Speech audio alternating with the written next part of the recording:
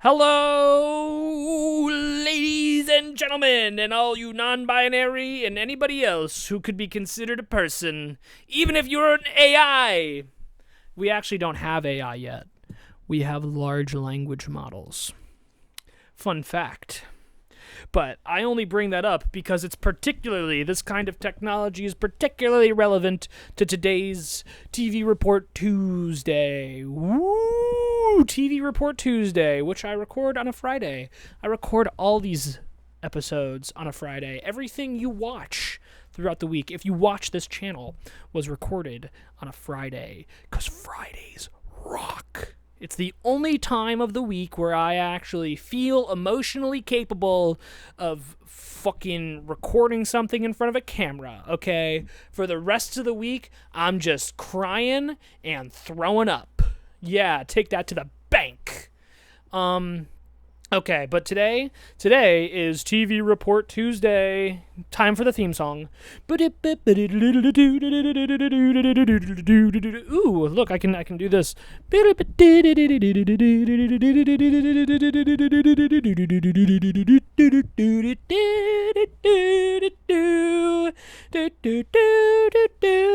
TV Report Tuesdays.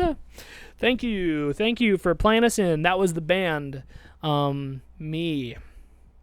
Right, because as the CEO of this entire network, I have run it into the ground. There is one person working here.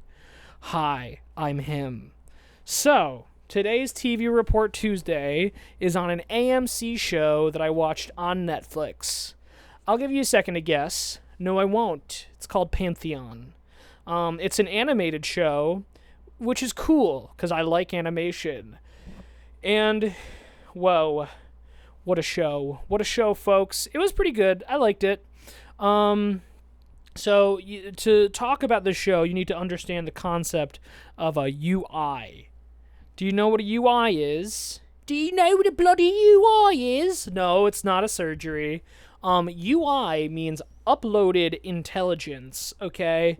And an uploaded intelligence is like if I had my brain and you scanned all of the neural connections and then you recreated it with a computer and you had me on a computer. What if you could have my brain in a computer?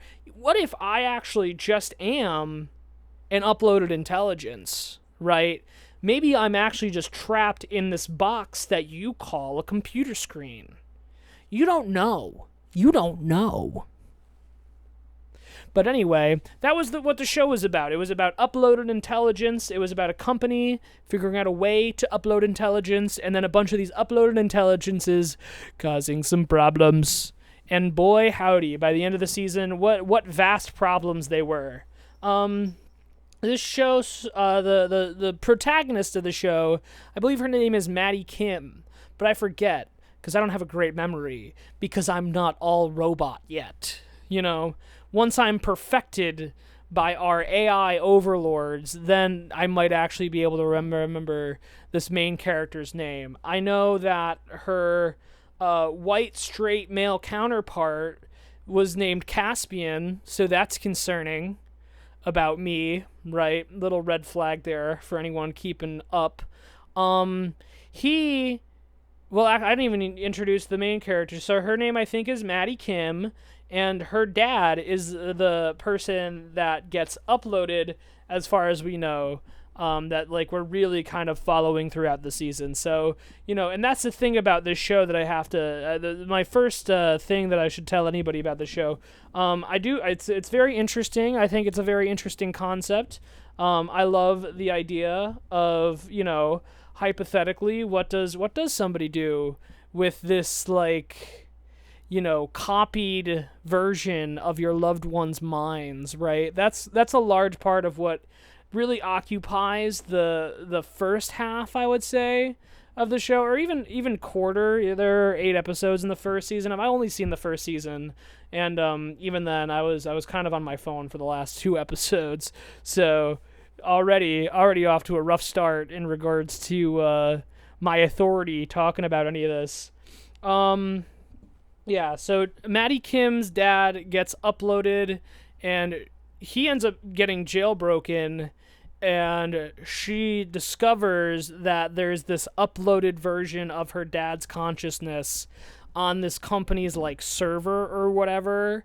So she's able to, work with a different uploaded intelligence to create a plan that like basically lets her talk to her dead dad again. And that's only to start, right? Because after that you start learning about all the crazy internet powers that these UIs have, because like all these like super rich people have like smart homes and shit, right? Like, because that's the thing.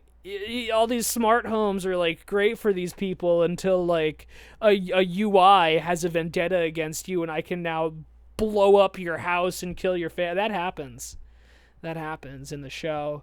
There's a different guy who gets his intelligence uploaded, and I forget his name too, but he ends up going scorched earth on the CEO who did it, who actually did it by force.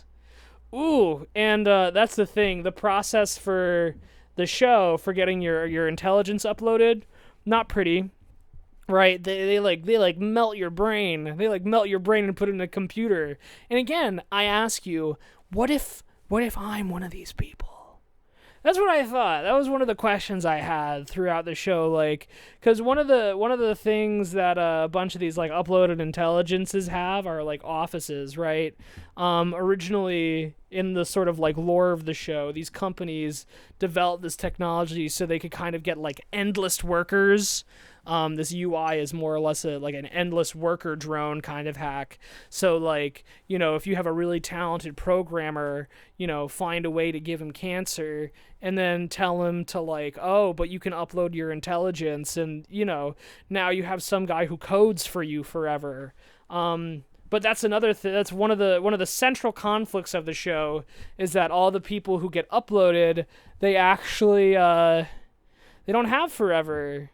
There's a flaw in the design of the UI, where all these people really can only exist for like a number of months before basically getting disappeared from the internet, right? They start to lose who they are and forget all that other stuff. The show plays with a lot of concepts that I find particularly interesting. One of them, like I was kind of getting into earlier, was like, along with the sort of like companies being able to have these like personalities, like doing an unlimited amount of work for them in like nanoseconds, things that would normally take them years, like the computing power of their like new UI minds let them like do these tasks that would have taken them like years and years, and they can do it in like minutes, right? But meanwhile, there's also this like really weird cloning plot where that Caspian guy I talked about earlier, I haven't talked about him again. He was actually the clone of the guy who I think first made the UI shit like possible, right? Because this guy, I think his name was his name was Phineas at first, but then no one would date him because his name was Phineas, and so he switched it to Steven when he turned 18, and then he becomes, a great big powerful tech overlord who figures out how to make UI happen, which means we're never going to die, and you can have unlimited intellectual labor by people who are like consciously trapped in these like work zones you make. It is so fucked up. But anyway, because this like genius Steven was dying and the secret along with enslaving people forever with him, the company decided to make a clone of Steven, and they tried to actually raise him in the same exact abusive way the original Steven was raised, to the point of trying to give him a name that wouldn't get him laid, so they named him Caspian. Isn't that crazy? But Caspian figures out he's a clone at some point, and then like becomes a CEO of the company. The dad realizes he's got all these crazy internet powers, and then maybe gets deleted. And the first season ends with a different UI getting all the nuclear codes, almost blowing up humanity, and then the dad stops him and also manages to alert the masses that UIs are real. So I thought it was really good. This is our outro music. You can hear it right now. That's my 10 minutes for TV Report Tuesday. Thank you for watching. Like and subscribe. Like and subscribe. Like and subscribe. Maybe comment. Oh yeah. Goodbye, everybody. See you tomorrow.